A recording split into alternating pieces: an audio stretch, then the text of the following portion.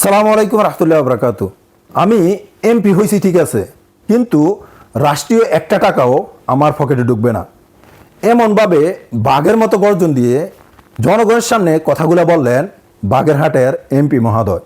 চলুন আমরা ওনার মুখ থেকে কথাগুলো শুনে আসি। আমি আমার পকেটে ঢুকিয়েছি, কয় টাকা মারিং কাটিং হয়েছে, সবকিছু জবাব আমি আপনাদের কাছে দিতে বাধ্য থাকবো। আমার ব্যক্তিগতভাবে পকেটে টাকা কম থাকতে পারে, আমি অভাবী হতে পারি, কিন্তু আমার রাষ্ট্র কি অভাবী?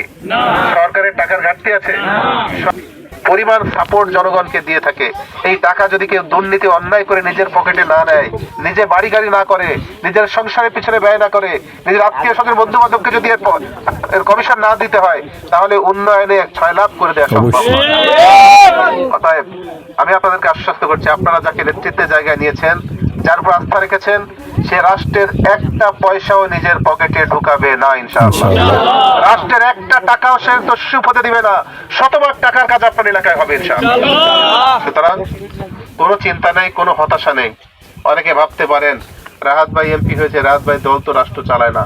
রাষ্ট্রের পক্ষ থেকে প্রত্যেকটা মেম্বার অফ পার্লামেন্টের জন্য একই ধরনের বরাদ্দ হয়ে থাকে। রাহাত ভাই উন্নয়ন করবে কি করে? তার সরকার তো ক্ষমতায় না।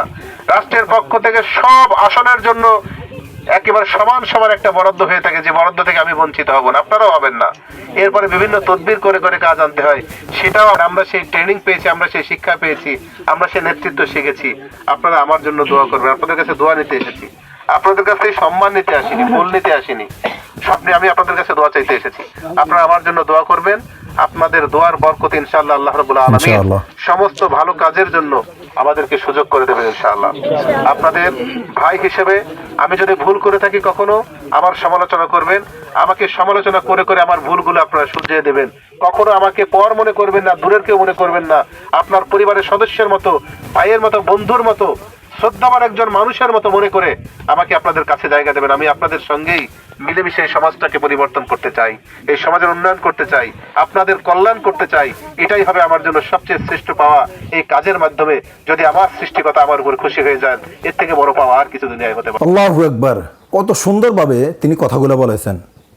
ভাই এমন এমপি হওয়া দরকার, যে এমপি জনগণের সামনে গিয়ে বলে রাষ্ট্রীয় একটা টাকাও আমার পকেটে ঢুকবে না। ভাই এমন এমপি যেই আসনে থাকে, সেই আসনের জনগণগুলা সত্যি ভাগ্যবান। কথাগুলো আপনাদের কাছে কেমন লাগলো দয়া করে জানাবেন, আর ভিডিওটা শেয়ার করে দিবেন যাতে সবাই জানতে পারে।